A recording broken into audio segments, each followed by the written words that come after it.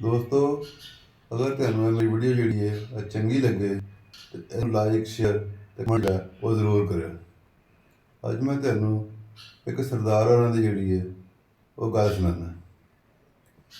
ਇੱਕ ਹੁੰਦੇ ਨੇ ਸਰਦਾਰ ਸਾਹਿਬ, ਉਹ ਆਪਣੀ ਲੱਤ ਨੂੰ ਜਿਹੜਾ ਉਹ ਰੱਸੀ ਬੰਨ੍ਹਦੇ ਹੁੰਦੇ ਨੇ। ਕੋਲੋਂ ਦੀ ਇੱਕ ਬੰਦਾ ਲੰਘਦਾ, ਕਹਿੰਦਾ ਸਰਦਾਰ ਜੀ ਇਹ ਕੀ ਕਰਦੇ ਹੋ ਪਏ, ਆਪਣੀ ਲੱਤ ਨੂੰ ਰੱਸੀ ਕਿਉਂ ਬੰਨ੍ਹਦੇ ਹੋ ਪਏ? ਸਰਦਾਰ ਹੋਰੀ ਕਹਿੰਦੇ ਨੇ ਖੁਦਕੁਸ਼ੀ ਕਰਨ ਲੱਗਾ। ਬੰਦਾ ਹੁੰਦਾ ਸਰਦਾਰ ਜੀ ਖੁਦਕੁਸ਼ੀ ਕਰਨੀ ਹੈ ਤੇ ਫਿਰ ਗਲ 'ਚ ਰੱਸੀ ਪਾਓ, ਲੱਤ ਨੂੰ ਕਿਉਂ ਰੱਸੀ ਬੰਨ੍ਹਦੇ ਹੋ ਪਏ?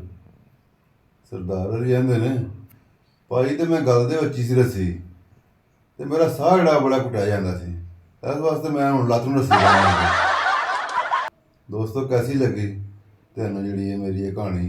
ਅਗਰ ਚੰਗੀ ਲੱਗੀ ਹੋਏ ਤੇ ਜ਼ਰੂਰ ਜਿਹੜਾ ਕਮੈਂਟ ਕਰਕੇ ਦੱਸਿਓ।